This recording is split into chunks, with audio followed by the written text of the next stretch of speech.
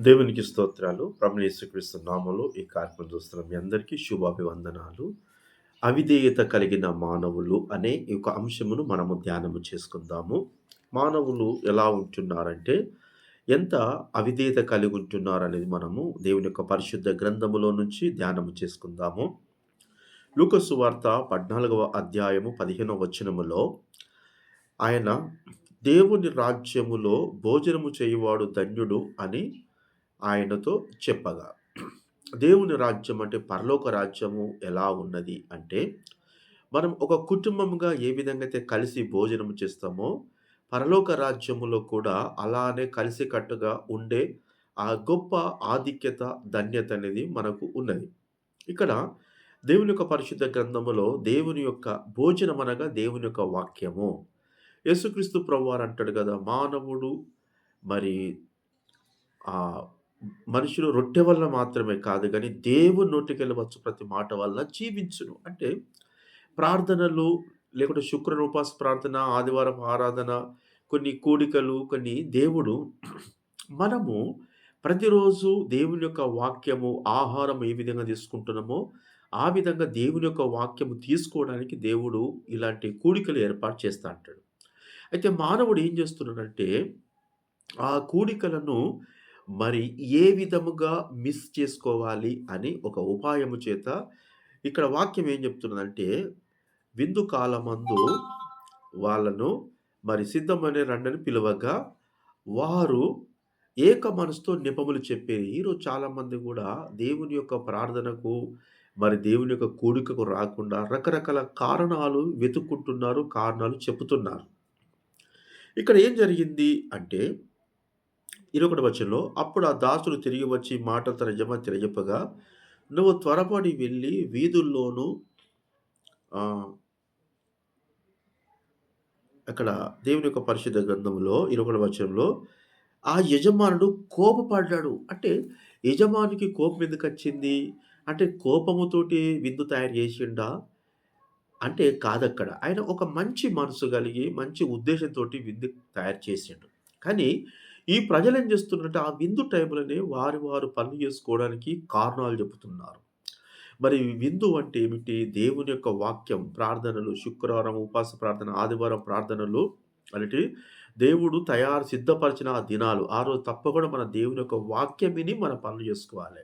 కానీ చాలామంది ఏం చేస్తారంటే, అదే రోజు పనులు పెట్టుకొని దేవుని యొక్క వాక్యాన్ని కారణాలతోటి దానిని తప్పించుకుంటున్నారు. అందుకే ఇక్కడ మత్తయి సువార్తలో యేసుప్రభువారు అంటున్నాడు గదా! 7వ అధ్యాయంలో ఏమంటున్నాడు? ప్రభువా, ప్రభువా నన్ను పిలుచు ప్రతివాడు పరలోక రాజ్యములో ప్రవేశింపడు. ఎందుకు ప్రవేశింపడు పరలోక రాజ్యములో అంటే, ఈ భూమి మీద దేవునితో కొద్దిసేపు గడపనివి నువ్వు యుగయుగాలు దేవునితో ఎలా గడుపుతావు? గడపలేవు. కనుకనే ఈ భూమి మీద మనము దేవునితోటి మనము గడపాలె. మన పనులన్నీ మనం పక్కకు పెట్టుకోవాలి. అవి ఎప్పటికుంటాయి. కానీ ప్రార్థన అనేది మనము ఎక్కువ ప్రాధాన్యతకు మనం ఇవ్వాలి. వాక్యానికి ప్రాధాన్యత మనం ఇవ్వాలి. ఇక్కడ చూసినట్లయితే ఈ లోకాన్ని విడిచినాక మనకు ఏమున్నది మరి? ప్రకటన గ్రంథం 14 అధ్యాయం 13 వచనంలో, వారు తమ ప్రయాసములు మాని విశ్రాంతి పొందుదురు. మనము ఈ భూమి మీద ఉన్నప్పుడు కష్టము, నష్టము అన్నీ మానేసి అక్కడ విశ్రాంతి ఉంటామట పరలోక రాజ్యములో. మరి విశ్రాంతిగా మనం ఎప్పుడుంటాము? దేవుడేమో ప్రార్థన కూడికలు సిద్ధపడి ఉన్నది రండి అన్నట్టు, మరి దేవుని యొక్క వాక్యము వినిపించడానికి దేవుడేమో పిలుస్తున్నాడు. ఈ యొక్క మరి దేవుని బిడ్డలు ఏం చేస్తున్నారు? అదే టైంలో పనులు పెట్టుకొని ఈ ప్రార్థనకు మిస్ అవుతున్నారు. మరి మీరెక్కడ విశ్రాంతి పొందుతారు? ఒక ధనవంతుడున్నాడు. ఆయన ప్రతిదినము బహుగా సుఖపడుతున్నాడు. ఏమైపోయిండు ఆయన చనిపోయిన తర్వాత? మరి పాతాళములో బాధపడుతున్నాడు. దాహమని దప్పిగొంటున్నాడు. అంటే అంత భయంకరమైన దాహం అనేది ఎంత వేదన ఉంటదో, ఆ వేదన నువ్వు పడద్దని జెప్పేసి దేవుడు ప్రార్థన నీ కొరకు సిద్ధపరుస్తున్నాడు. వాక్యం నీ కొరకు సిద్ధపరుస్తున్నాడు. దైవజనుని దగ్గర పంపిస్తున్నాడు. కానీ నువ్వు మాత్రం ఏం జేస్తున్నావు? కారణం వెతుకుతున్నావు. ఈ శుక్రవారము మరి ప్రార్థన ఉంటది గదా! అని మనం ఏదో ఒక పని జేసుకోవాలి. అంటే దేవుడు పని జేసుకుంటే అద్దనడా? అంటే దేవుడు పని జేసుకుంటే అద్దనడు గానీ, ఆ టైంలో చేయొద్దు. తర్వాత జేసుకోవచ్చు నువ్వు పని.